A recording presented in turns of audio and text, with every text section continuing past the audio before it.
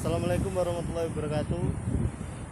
Saya Muhammad Ali Mutadi dari Seni Lukis Seni Murni Isi Yogyakarta. Di sini saya akan mencoba menyajikan sebuah proses pembuatan kapal di daerah saya di Rembang, Jateng, yang berkaitan dengan tugas kuliah seni dan masyarakat, di mana proses pembuatan kapal di daerah saya ini sangat unik.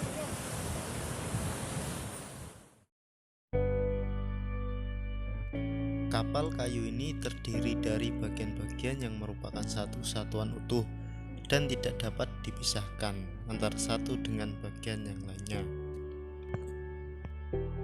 Salah satunya yaitu lunas.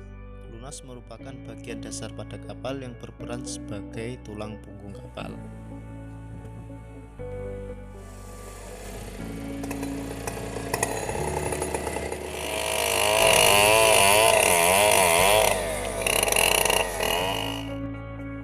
Lunas merupakan tempat menempelnya kerangka lambung atau biasa disebut dengan gading-gading.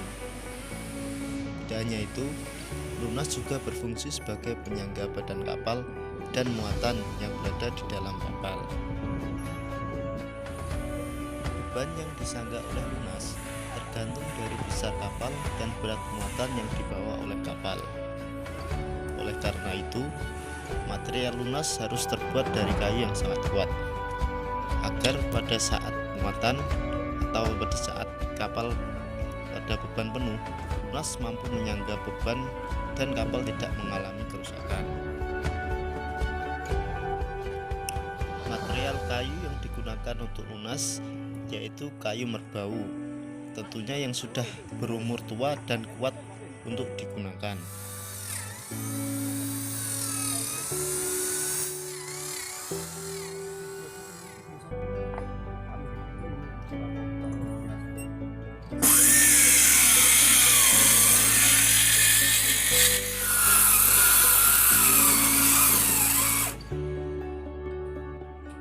Seni dalam pembuatan kapal kayu khas nelayan Indonesia ini adalah saat proses pembengkokan bilah-bilah kayu untuk dijadikan dinding kapal, di mana kita harus membengkokkan kayu 90 derajat, yang semua kayu menghadap horizontal menjadi vertikal.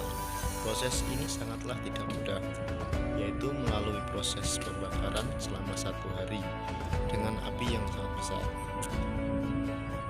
Kayu yang dipakai biasanya adalah kayu bengkirai dan merbau, seperti yang sudah saya katakan sebelumnya. Kayu tersebut berasal dari daratan Kalimantan. Selain itu, ukuran kapal yang lebih dari 200 GT dan panjang lunas 24 meter ini pembuatannya relatif secara tradisional, tanpa menggunakan sketsa atau blueprint terlebih dahulu, melainkan hanya menggunakan feeling saja. Luar biasa bukan? Kapal-kapal kayu berukuran besar yang baru terjadi sudah terlihat megah, ditambah dengan pilar-pilar kayu yang berukuran besar membentang dari depan hingga belakang. Pilar-pilar ini nantinya untuk menempatkan mesin kapal dan penyangga utama, sehingga harus kuat dan tidak mudah rapuh. Panjang dan lebar serta ketinggian kapal kayu di Galangan Sari Rembang yang dibuat cukup bervariasi sesuai dengan jenis, tonase, dan bentuk yang dikehendaki. Seperti kapal mini Porcine 25 GT atau Gross Tonnage memiliki panjang 22 meter, lebar 5,6 meter, dan tinggi 2,2 meter. Bahkan ada kapal berukuran lebih besar lagi hingga 2-3 kali lipat sesuai dengan kapasitas mesin yang mencapai 60-120 GP. Harga kapal kayu bervariasi sesuai dengan jenis dan bentuk dan kelengkapan yang dikehendaki pemesan, seperti kapal ikan dengan bobot mati 10-150 GT dijual dengan harga 1 miliar hingga 2 miliar.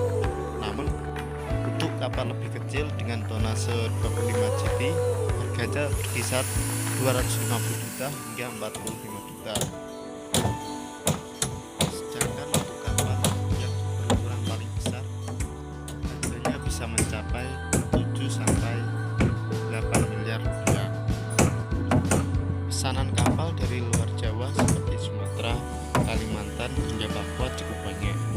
Sayangnya, industri kapal di Sarang ini tidak bisa memproduksi kapal dengan cepat, sebab hampir sebagian besar kapal dikerjakan secara manual oleh tangan-tangan terampil. Setiap galangan hanya mampu memproduksi 4 hingga 6 kapal per tahun. Adapun stok bahan baku berupa kayu didatangkan khusus dari Jepang.